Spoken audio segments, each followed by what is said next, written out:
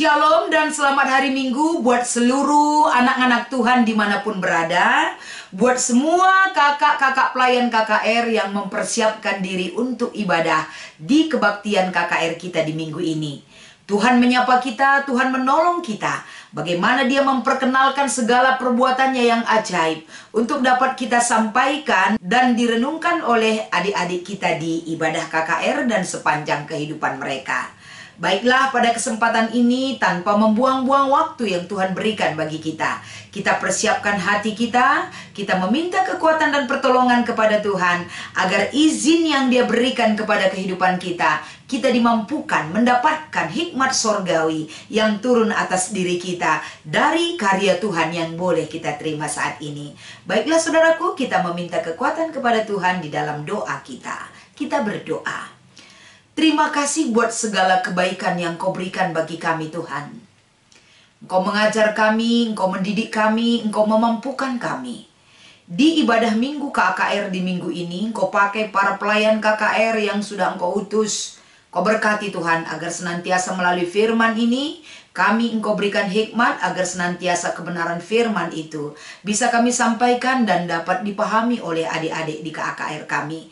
Terima kasih Tuhan, di dalam nama Yesus kami ucap syukur dan berdoa. Haleluya. Amin.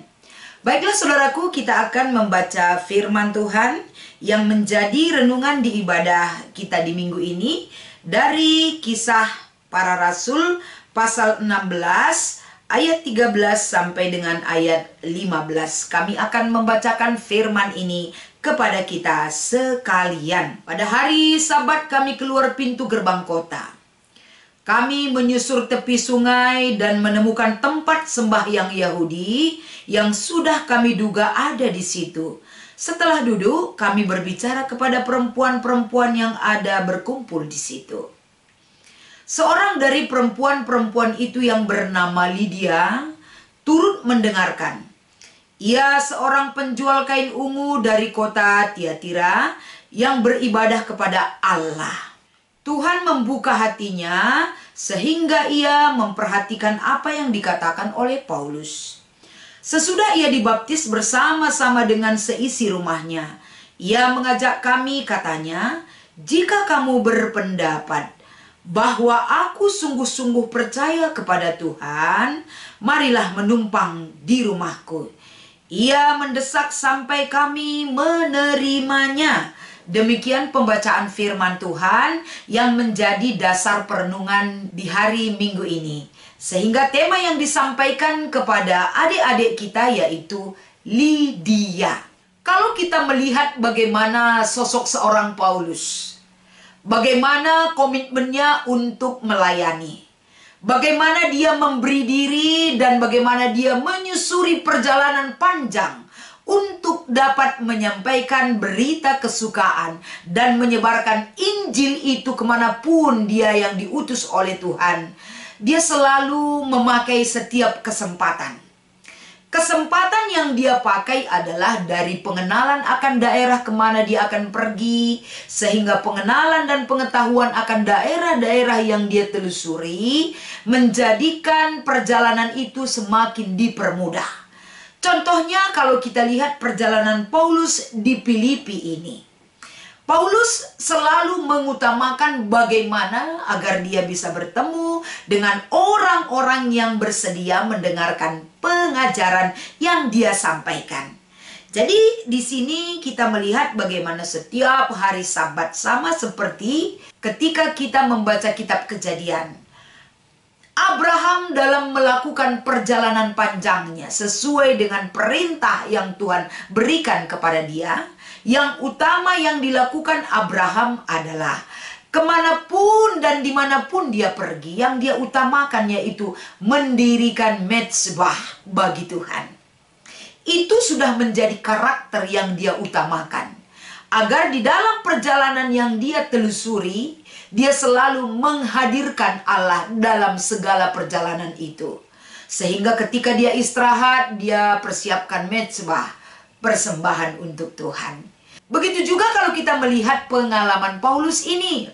Ketika dia ada di pintu gerbang kota, Berarti satu kesempatan yang dipakai oleh Paulus di sini adalah sesampainya di pintu gerbang kota itu, yang dia cari adalah tempat-tempat sembahyang. Termasuk itu di mana letak tempat-tempat sembahyang orang Yahudi itu, dia akan menuju perjalanan ke sana. Apa tujuannya? Tujuannya adalah agar tempat-tempat ataupun rumah-rumah tempat sembahyang orang Yahudi, pasti dia akan menemukan orang di sana. Apa yang diprediksi oleh Paulus tentu betul sekali. Orang-orang yang ada di dalam rumah-rumah sembahyang orang Yahudi itu, beberapa perempuan yang ada di tempat itu, dia bisa bertemu dan panjang lebar sekali Paulus memberikan pengajaran. Tapi yang menariknya di dalam perikop kita ini adalah seorang sosok Lydia. Lydia yang memiliki pekerjaan penjual kain ungu. Profesinya sebagai penjual kain, tapi Lydia ini juga adalah orang yang taat kepada Tuhan. Apa buktinya Lydia dikatakan taat kepada Tuhan? Kita melihat bagaimana sibuknya pun dia berjualan kain ungu, tapi sampai jamnya dan waktunya dia selalu ada di dalam rumah-rumah ibadah orang Yahudi. Dia selalu menyempatkan diri untuk beristirahat mendengarkan ajaran-ajaran orang-orang yang datang ke rumah-rumah ibadah orang Yahudi tersebut. Ketika Paulus ada di dalam persekutuan mereka, ada di tengah-tengah para perempuan yang ada di dalam rumah ibadah tersebut, Lydia adalah salah satu sosok yang setia mendengarkan pengajaran Paulus. Dia mengistirahatkan dirinya untuk dapat mengambil waktu mendengarkan pengajaran Paulus. Berarti ketika memiliki keinginan untuk mendengarkan firman Tuhan, bukan hanya telinga yang perlu dipersiapkan, tapi telinga, hati, mata, dan kesiapan waktu yang berkualitas dalam mendengarkan firman dan pengajaran yang disampaikan oleh Paulus. Ketika Lydia bertemu dengan Paulus pada hari Sabat tersebut, dia memakai kesempatan ini untuk mendapatkan sesuatu hal yang baru di dalam hidupnya. Pengajaran yang disampaikan Paulus dia perhatikan, dia cerna di dalam dirinya, sehingga dia dan keluarganya bersedia untuk mengikut Kristus dengan baptisan yang disampaikan kepada Lydia. Jadi menurut pengamatan Paulus sendiri, Lydia adalah orang yang taat kepada Tuhan. Dalam ketaatannya dia memberi dirinya, memberi segala waktunya untuk dipakai mendengarkan pengajaran Paulus tersebut, sehingga pada akhirnya Lydia juga mengundang Paulus untuk bersedia tinggal di rumah mereka ataupun singgah di rumah Lydia.